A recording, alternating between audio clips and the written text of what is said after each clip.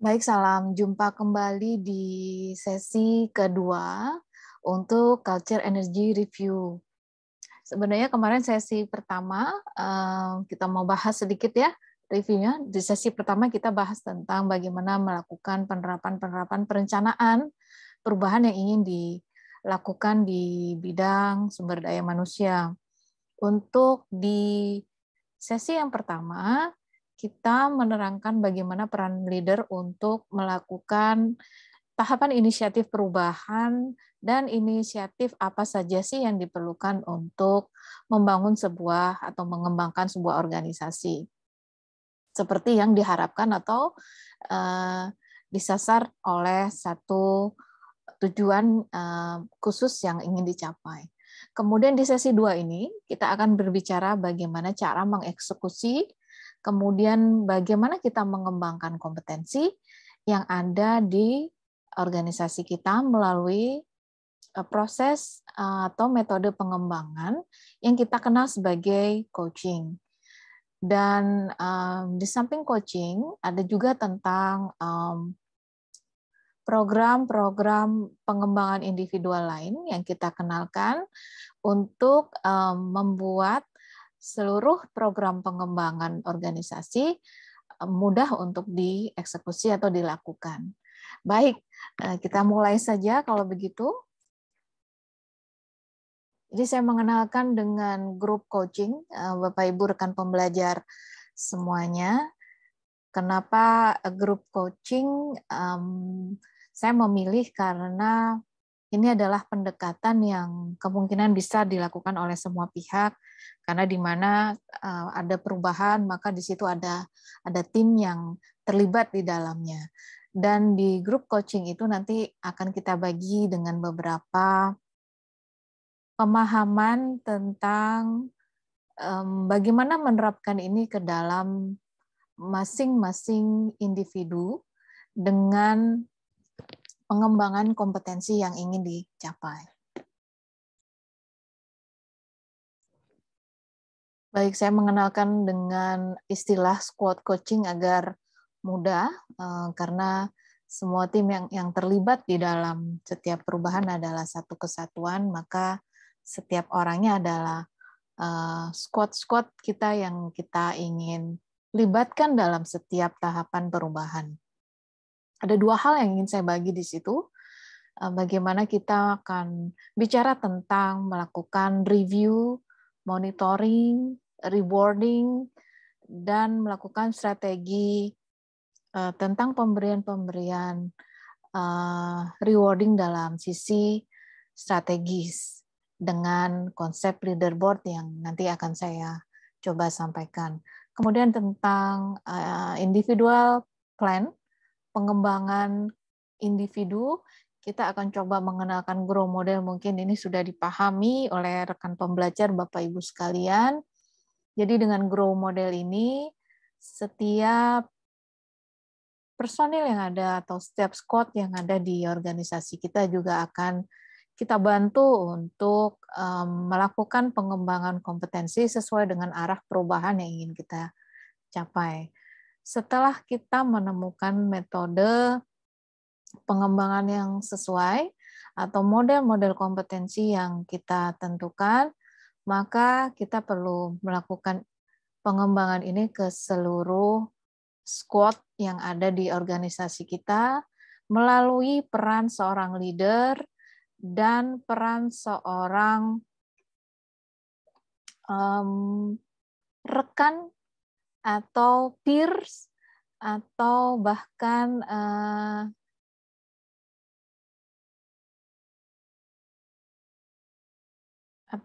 pihak eksternal, yaitu adalah customer kita, yang juga adalah orang-orang yang akan menilai feedback atau memberikan umpan balik terhadap hasil-hasil perubahan yang ingin kita capai. Baik, kita mulai saja. Apa sih sebenarnya ini yang saya coba rumuskan begitu?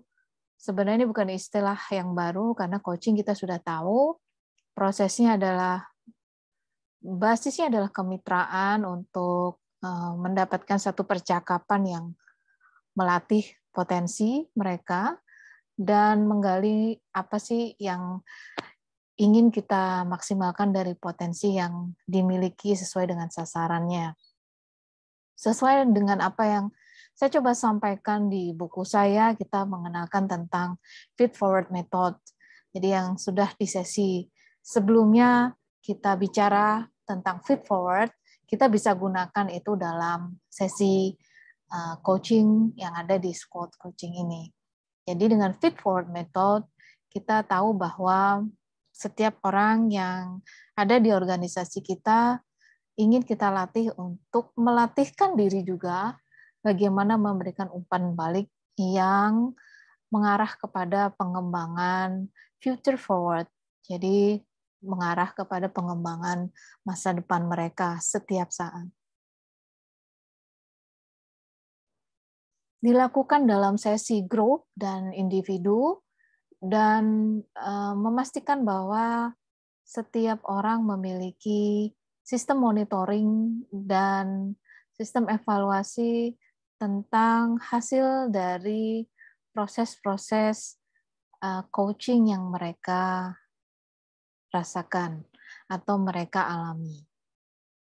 Dengan menggali banyak pertanyaan tentang perjalanan pengembangan kompetensi yang ingin dicapai, maka dengan itu kita bisa mengetahui sejauh mana organisasi kita mampu beradaptasi terhadap perubahan yang ingin kita capai. Sebelum melakukan proses eksekusi coaching dan monitoring serta evaluasi apa-apa yang ingin kita capai dalam perubahan, maka kita juga perlu mengidentifikasi para leaders nih. Jadi leaders atau pemimpin yang ada di organisasi kita, seberapa jauh engagement mereka dengan perubahan yang ingin kita capai. Kalau kita bisa lihat di sini, ada satu kapal begitu, dan di kapal ini ada penumpangnya, ada yang kita lihat sebagai mereka yang melempar jangkar dan melubangi perahu tanpa mereka sadari atau tanpa kita sadari berada di organisasi itu. Mereka yang melempar jangkar dan melubangi kapal begitu, kita tahu mereka adalah orang-orang yang disengage atau mereka yang kita anggap tidak berperan banyak terhadap perubahan yang ada di organisasi kita, bahkan mereka memberikan kontribusi yang negatif terhadap perkembangan cultures atau engagement untuk seluruh rekan yang ada di organisasi. Jadi kondisi mereka yang ada di perahu kita, sebenarnya mereka ini adalah orang-orang yang kita harapkan berubah menjadi engage gitu. Jadi untuk yang biru di sini saya melihatnya sebagai penumpang-penumpang yang melihat sejauh mana sih perubahan ini akan berjalan gitu. Mereka ini dari jauh dan dalam persepsi mereka adalah mereka akan melihat sejauh mana sih perubahan ini akan dicapai. Pada dasarnya mereka adalah orang-orang yang engage, tapi mereka perlu diyakinkan agar mereka yang ada di engagement level yang biru ini bisa kita tarik menjadi mereka yang menjadi pendorong kepada level yang hijau. Nah, di level hijau ini adalah mereka yang high engagement-nya tinggi. Jadi sangat terikat sekali dengan organisasi. Mereka adalah drivers sebenarnya untuk organisasi kita. Mereka pendorong organisasi kita dan mereka punya inisiatif yang tinggi terhadap apapun perubahan yang ingin dicapai di organisasi kita. Tugas coaching di sini adalah merubah set of mind, kemudian merubah perilaku para leaders yang ada di kapal ini menjadi kurva yang kemudian kita harapkan menjadi kurva yang lebih banyak engagement di atas begitu ya. Jadi kurva yang akan menunjukkan bahwa level of engagement yang dari yang merah akan kita geser ke biru, dari biru akan kita geser ke hijau. Jadi akan kita cetak dengan set of mind yang kita harapkan sesuai dengan arah perubahan yang ingin mereka capai juga di dalam organisasi. Jadi secara kurva kita akan memiliki level disengagement yang rendah dengan level driver juga yang kita harapkan lebih tinggi daripada sebelumnya. Jadi mari kita coba mengidentifikasi tim kita sejauh mana sampai dengan saat ini ketika kita memiliki leadership team, sejauh mana mereka memiliki keterikatan kepada organisasi kita saat kita melakukan perubahan atau saat kita melakukan hal-hal yang ingin kita capai dalam strategi dalam jangka waktu pendek dan jangka waktu panjang. Kita lihat seperti apa sih reaksi mereka terhadap perubahan itu, dan ketika survei kita lihat sebagai hal yang statistik, kemudian kita juga bisa menilai sejauh mana leaders kita engage terhadap tujuan-tujuan atau perubahan yang ingin kita capai. Dengan adanya sasaran-sasaran perubahan itu, kita juga bisa menilai pendapat mereka tentang perubahan apa sih yang ingin mereka harapkan terhadap diri mereka secara pribadi dan terhadap organisasi, terhadap rekan kerja, terhadap juga bawahan mereka sebagai leadership team. Jadi penting untuk melihat ini sebagai satu survei yang kita perlu conduct atau kita perlu selenggarakan agar kita tahu harapan mereka saat melakukan proses perubahan yang ingin dicapai bersama-sama. So get everyone in the boat so that they get their ownership and they drive the boat together with the organizations. Kemudian prosesnya seperti apa? Yang ingin coba saya kenalkan adalah kita dahului dengan learning and development.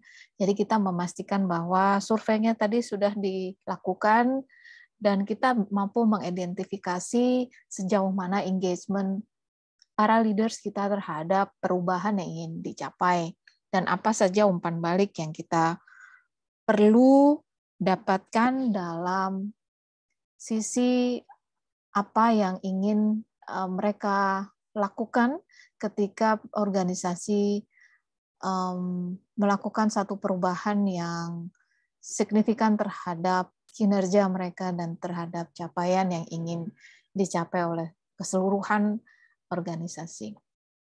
Kemudian mereka juga kita harapkan memiliki tim goal dan strategi yang dilahirkan dari inisiatif mereka sendiri untuk mencapai sasaran perubahan organisasi yang diinginkan.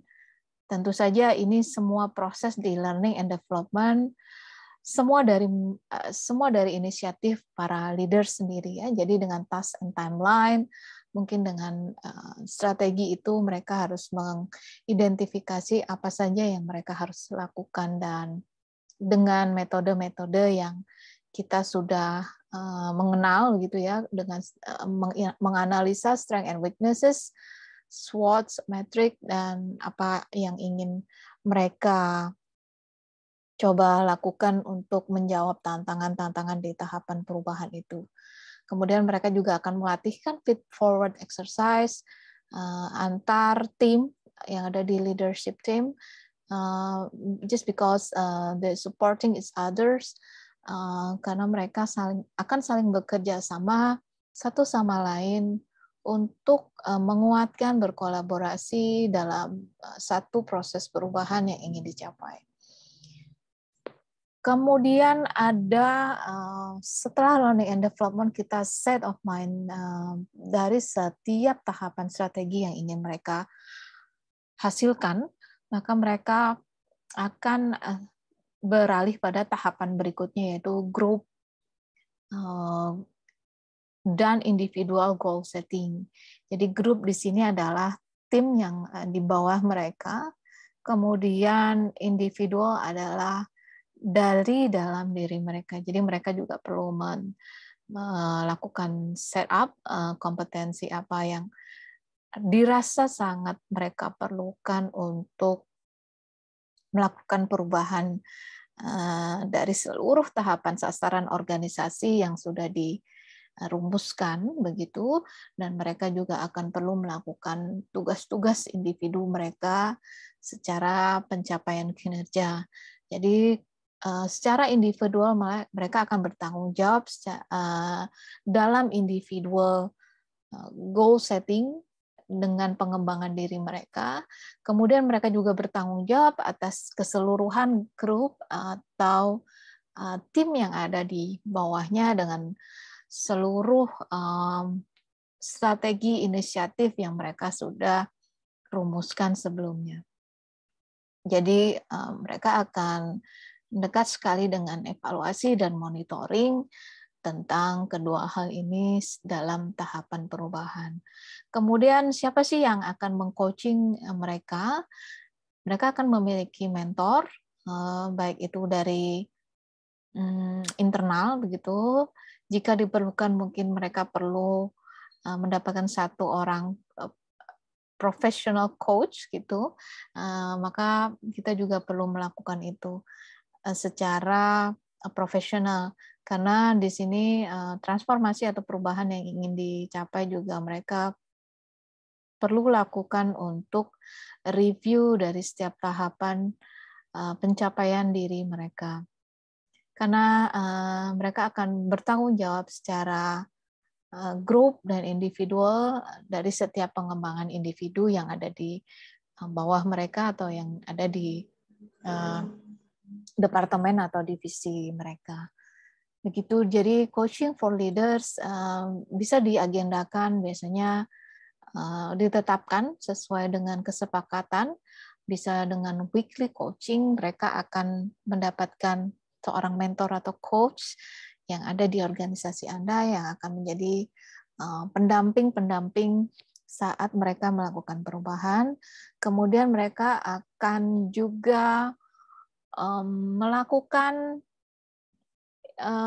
coaching terhadap baik itu tugas dan pengembangan secara individu.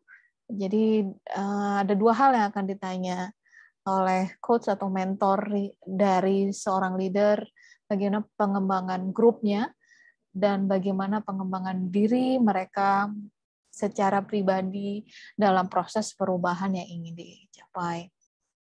Kemudian ada apa sih lagi yang ingin disasar, kemudian evaluasi selama proses mentoring dan coaching berjalan, dan dengan melihat review perjalanan perubahan yang sudah berjalan sampai dengan tahapan periode tertentu yang sudah ditentukan. Jadi misalnya ini sudah week kedua, harusnya capaiannya sesuai dengan timeline-nya apa, kemudian kenapa tidak bisa completed atau achieve, maka kita harus lakukan hal-hal yang kita anggap perlu untuk kita capai.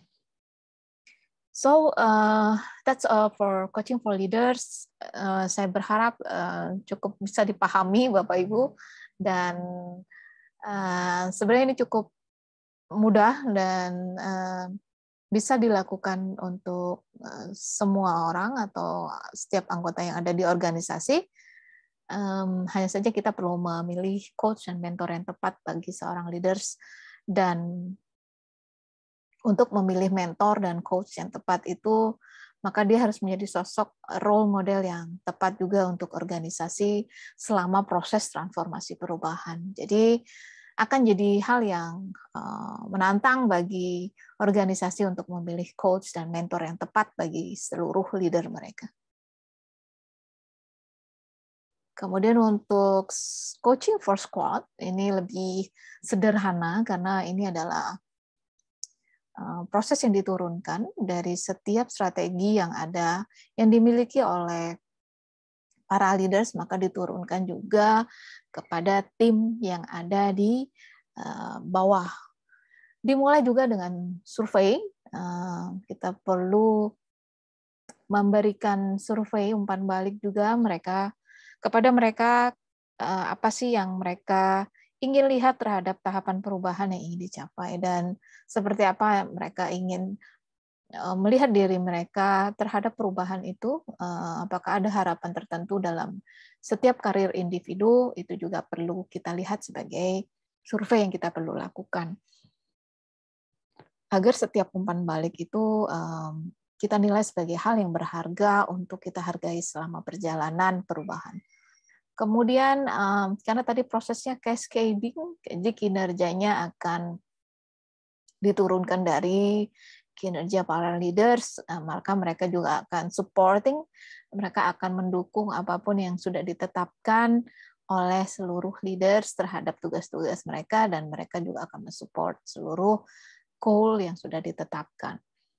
Ada values and behavior kompetensi, seperti juga halnya para leaders, mereka juga harus punya kompetensi yang tepat selama proses perubahan berlangsung.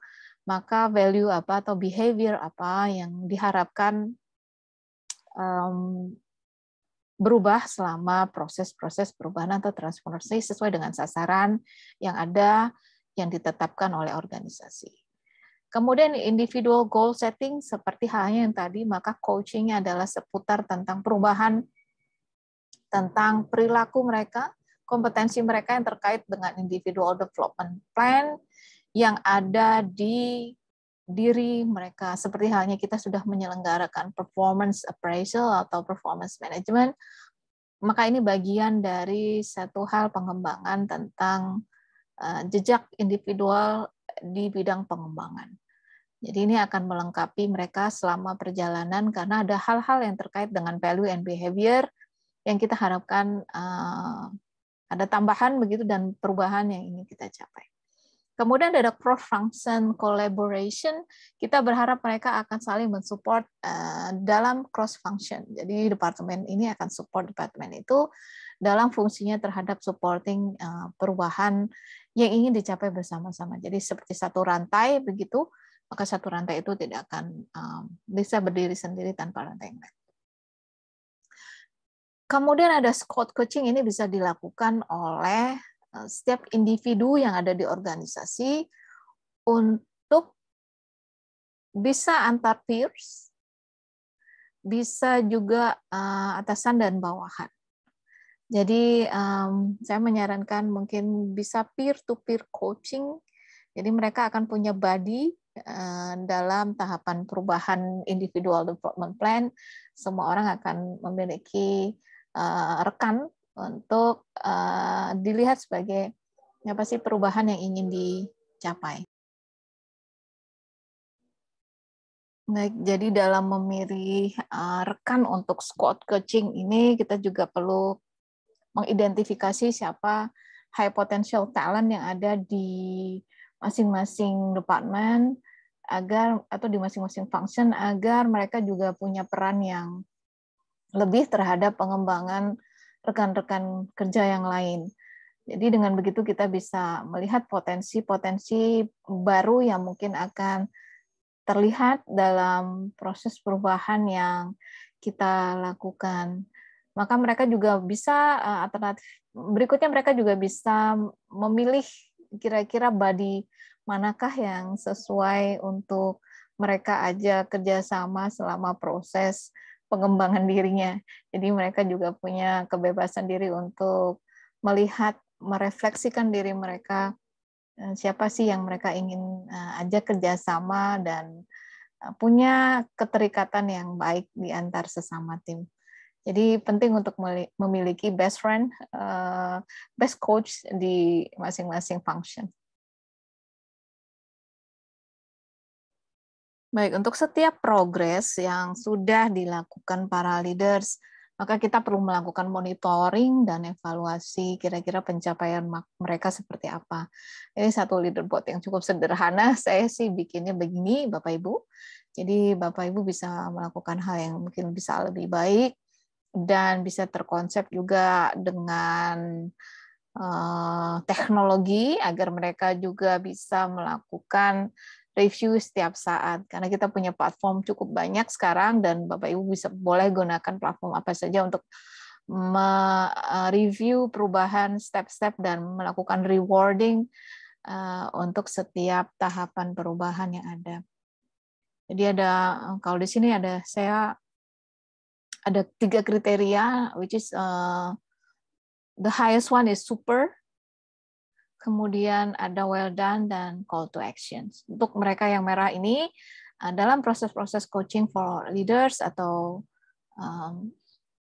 saat para leaders dilakukan proses coaching, maka kita perlu melihat secara objektif dalam melihat perubahan apa sih sebenarnya tantangan yang mereka rasakan. Jadi fokus pada perubahan yang ingin dicapai, jadi bukan fokus pada orang. Jadi kita juga hargai setiap positive contribution yang mereka sudah lakukan dengan memberikan apresiasi yang baik terhadap apapun yang mereka sudah coba lakukan bersama-sama. Jadi fokusnya untuk coaching dalam melakukan leaderboard ini adalah melihat bahwa setiap diri individu adalah unik dan dalam fungsi mereka di masing-masing function adalah perlu kita lihat sebagai hal yang kita lihat tantangan-tantangan yang cukup berbeda di masing-masing function, dan kita juga bisa melihat setiap leaders yang ada di leaderboard ini memiliki strength and weaknesses tertentu yang kita bisa elaborasikan bersama-sama. Ada yang sangat super di dalam strength, dalam mendrive perubahan di fungsinya, maka kita bisa elaborasikan mereka dengan rekan kita sebagai peer-to-peer untuk mendukung dalam proses perubahan. Jadi mereka akan berada dalam satu rantai yang kita harapkan menjadi satu rantai yang kuat dalam mengusung perubahan yang ingin dicapai. Jadi kalau kita bisa lihat ini ada garis yang hijau, dengan mereka yang merah, maka kita bisa lihat siapa yang perlu mendukung siapa dan dukungan seperti apa yang mereka ingin dapatkan. So ini bisa jadi banyak hal kalau kita melihat satu leaderboard ini. Dengan begitu kita bisa petakan sebagai analisa yang kita bisa lihat kekuatan dan kelebihan masing-masing dan juga capaian tim. Jadi kita bisa lihat juga bagaimana tim mereka di masing-masing function itu bekerja. Ini ada salah satu contoh saja Bapak Ibu. Jadi ini yang bisa kita lihat di masing-masing di a lot of reference di internet. Jadi ini ada salah satu contoh saja untuk melakukan individual development plan dengan grow model. Jadi grow itu adalah apa yang ingin dikembangkan dari kompetensi mereka dan reality-nya apa. Sekarang ini option-nya apa untuk alternatif pengembangan. Dan way-nya dengan cara-cara seperti apa mereka ingin mengembangkan dirinya dan dukungan-dukungan seperti apa yang ingin mereka capai dan dapatkan dalam proses pengembangan diri sebagai karyawan, sebagai leaders.